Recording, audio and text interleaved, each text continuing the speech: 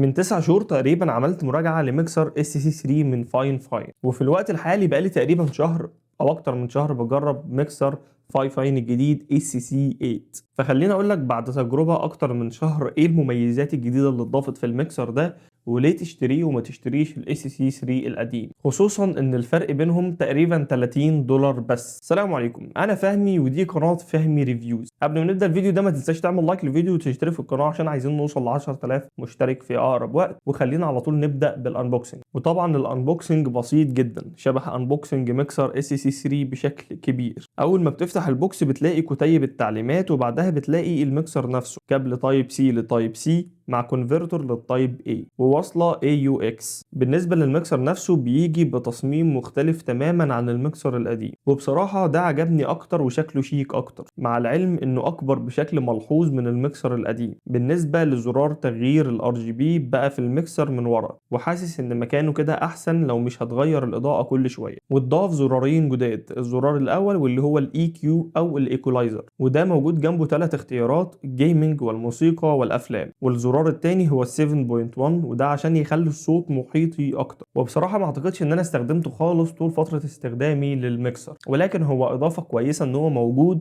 ولما تشتري الميكسر لو انت اشتريته جربه، لو عجبك كمل بيه، لو ما عجبكش خلاص اطفيه. وبالنسبه لزرار تغيير الصوت محطوط في جنب لوحده، واتضاف له صوت جديد. الصوت الجديد اسمه ميجافون، وده بيخلي صوتك اكنه جاي من تليفون ارضي قديم. واكبر اختلاف في الميكسر ده عن الميكسر القديم ان التحكم في الصوت بيكون من خلال نوبس، والنوب نفسه عباره عن زرار لما بتضغط عليه بيعمل ميوت، وده بينطبق على الثلاث بكرات الاساسيه. اما البكره بتاعه الجيم والشات مش زرار، عبارة عن نوب بس. لما بتوصل الميكسر بالكمبيوتر بيظهر لك 2 اوتبوت، واحد شات وواحد جيم. فمثلا تخلي الجهاز كله جيم والديسكورد تختار شات، وكده هتقدر تتحكم في الصوت بشكل مباشر وانت بتلعب. يعني مثلا لو انت بتلعب وفي هيصة جامدة في ديسكورد وانت محتاج تركز، هتلف البقرة على طول ناحية الجيم، فهيبدأ صوت الشات اللي هو صوت الديسكورد يختفي واحدة واحدة لحد ما يختفي تماما، وتقدر تركز في الجيم اللي انت بتلعبه. فدي ميزة قوية جدا بصراحة في الميكسر هنا. اما بقى بالنسبه للار جي بي في الميكسر، فهو شكله كويس جدا على الزراير بتاعه الميكسر نفسه، وكمان في شريط كده في الميكسر من قدام برضو شكله حلو جدا،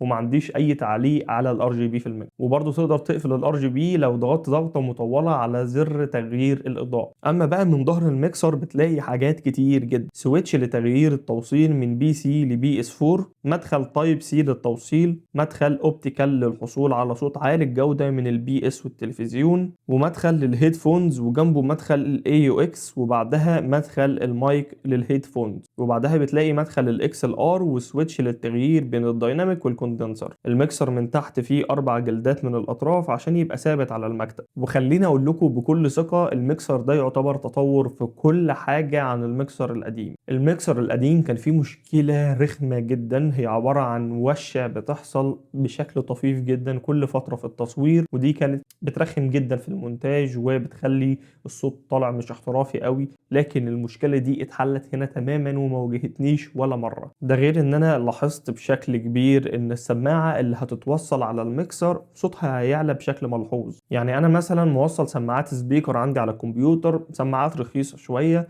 فصوتها مش اعلى حاجه. فلما كنت بوصلها الاول على الميكسر القديم كنت بحتاج ان انا افتح برنامج اف اكس ساوند علشان اعلي صوت السماعه منه واقدر اسمع الصوت بشكل كويس. لكن لما الميكسر الجديد ده بدات استخدمه واوصل عليه السبيكر، ولا مره احتجت ان انا افتح برنامج اف اكس ساوند، وحسيت ان هو صوته عالي بشكل ملحوظ. وطبعا كل الحاجات اللي كانت موجوده في الميكسر القديم موجوده هنا برضه، زي الاربع زراير الكاستم اللي تقدر تسجل عليهم صوت وتشغله بضغطه زرار، وزرار ال 48 فولت للمايكات الكوندنسر، وزرار المايك مونيتور عشان تسمع صوتك بشكل مباشر. فبس يا جماعه ده الكلام اللي انا كنت عايز اقوله عن ميكسر فاين اس سي 8 بعد تجربه واستخدام اكتر من شهر. فهل تشتري الميكسر الجديد ولا تشتري الميكسر القديم؟ بكل وضوح وصراحه اشتري الميكسر الجديد احسن بكتير يا جماعه. الفرق بينهم $30، ولكن صدقني هتاخد تجربة استخدام أحسن بكتير. سعر الميكسر تقريبا $80 ومتوفر بثلاث ألوان: الأسود والأبيض والبنك. وهتلاقيني سايب لك لينك الشراء من علي إكسبريس تحت في الديسكريبشن. فبس يا صديقي ما تنساش تعمل لايك للفيديو وتشترك في القناة، واللي عايز أجرب منتج إيه في الفيديو الجاي.